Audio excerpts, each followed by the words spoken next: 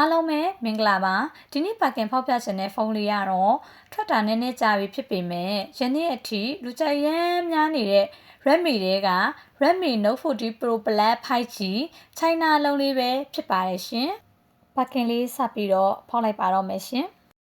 သူ့ရဲ့ဒီဇိုင်းကအရန်လှပြီးတော့chấtတည်ရှိရလို့ခန်းစားရပါတယ်နော်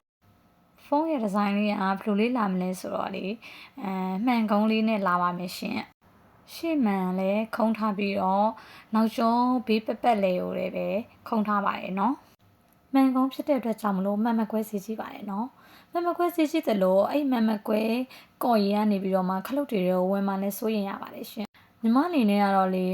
ဒီမှန်ကုန်းလေးကိုကင်မယ်ဒီကောင်လေးကိုကင်မယ်ဆိုလို့ရှင်ပေါ့နော်ဂျယ်လီလေးကက်ကင်တာကိုလည်းသဘောကျပါတယ် recommend ပေးတယ်ပေါ့နော်မှန်ကုန်းတော်တော်များများဂျယ်လီနဲ့ဆိုပို့ပြီးတော့ကင်ရတာလည်း smooth ပို့ဖြစ်တယ်ပေါ့နော်မှန်မကွဲလိုမျိုးထောက်မနေဘူးရှင်ဟုတ်သူ့ရဲ့ကင်မရာဘန်းကြီးကလေအပြင်ကိုအရန်ထွက်နေတယ်ပြီးတော့ကင်မရာဘန်းကြီးကအဝိုင်းပုံစံကြီးဆိုတော့ညီမတော့ကြိုက်တဲ့ထဲမှာတော့မပါဘူးရှင်ဒါကတော့ညီမရဲ့အမြင်ပေါ့နော်ကြိုက်တဲ့သူတွေတော့ကြိုက်ပါတယ်ရှင်မှန်ဆိုက်က 6.67 လက်မှရှိပါတယ်မှန်ရဲ့ display ကလည်း 1.5K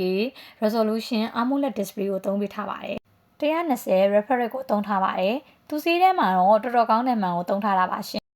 SoC က Snapdragon 7 Gen 3ကိုအသုံးပြုထားတဲ့အတွက်ကြောင့်မလို့အရင်ကြီး press to performance တော့မဖြစ်ဘူးပေါ့နော်ဒါပေမဲ့ all rounder ဖုန်းတစ်လုံးအနေနဲ့တော့အသုံးပြုလို့ကောင်းပါတယ်ရှင်ကင်မရာကလည်းကြောဘက်မှာ3လုံးနဲ့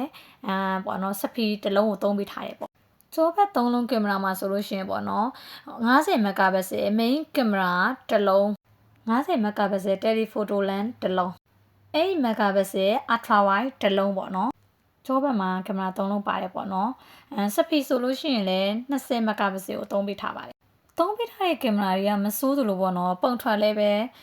ကောင်းတယ်လို့ထင်တယ်ပေါ့ညီမအမြင်တော့ပေါ့နော်ဘာရှင်းကလည်းထွက်ကြတဲ့ဟာ HyperWest version နဲ့ထွက်ထားတာပေါ့နော်ဒါလေးကစတီတွေကိုဝင်ပြထားတဲ့ပုံလေးပါဘက်ထရီ ampere က 6200 mAh ဘက်ထရီနဲ့ဆိုတော့အားကလည်းရှေ့ခံပဲဘူးထဲမှာပေါ့နော်အသွင်ချိုးကို60ဝါသုံးပေးထားတော့ကြတော့အောင်းဝင်လည်းမြန်နေပေါ့နော်